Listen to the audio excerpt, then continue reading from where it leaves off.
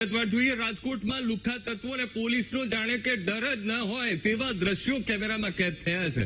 Junction plot વિસ્તાર અને જ્યાં લુખ્ખાઓએ વાહનોમાં તોડફોડ કરી સોડાની બોટલો સ્થાનિક રહીશોના ઘરો પર ફેંકવામાં આવી.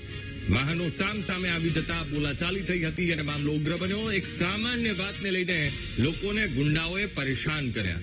આરોપી ફૈઝલ રહીમ ભાણુ અને ઇરફાન રહીમ ભાણુ વિરુદ્ધ ફરિયાદ દાખલ કરવામાં આવી છે. અબ્દુલ લંજા હસન અને 4 અજાણ્યા શખ્સો વિરુદ્ધ પણ ફરિયાદ દાખલ કરવામાં આવી છે.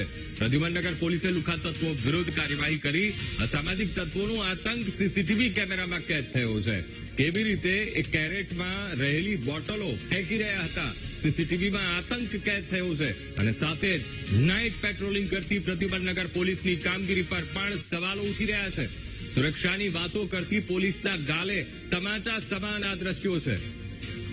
આજ મુદ્દે સંવાદદાતા શનિ મૈયડ ફોનલાઈન પર. શનિ, રાજકોટ અને રાજકોટમાં જાણે કે લુખ્ખાઓ બેફામ હોય તેવા દ્રશ્યો પ્રદ્યુમનનગરમાં એક સીસીટીવીમાં કેદ થયા છે, જ્યાં અસામાજિક તત્વોએ વિસ્તારને બાનમાં લીધો. શું કાર્યવાહી શનિ? અંકુર, જેટલા વાત કરવામાં આવે, રાજકોટમાં દિવસે ને દિવસે અસામાજિક તત્વો બે લગામ બનતા જાય છે, બે પ્રોપ બનતા જાય છે. આ દ્રશ્યો છે રાજકોટના દક્ષિણ પ્લોટ વિસ્તારમાં આવેલા ઝુલેલાલ નગરમાં કે જ્યાં અસામાજિક તત્વો અને લુખ્ખા તત્વો બેફામ બન્યા છે. અસામાજિક તત્વોએ સોડાના બોટલોમાં ઘા કરીને વાહનોમાં તોડફોડ કરી, મકાનોમાં તોડફોડ કરીને આતંક મચાવ્યો. 9 તારીખે વાહનો સામે આવી જવાની ઘટના છે તે બની હતી ને બોલાચાલીનો કાર રાખીને આ મોડી રાત્રે તોડફોડ કરવામાં આવી છે. પ્રદ્યુમનનગર પોલીસ સ્ટેશનમાં ફૈઝલ ઉર્ફે કાલી રહીમ ભાણુ, ઇમરાન રહીમ ભાણુ, અબ્દુલ લંજા હસન સહિત 4 શખ્સો સામે ફરિયાદ નોંધાઈ છે.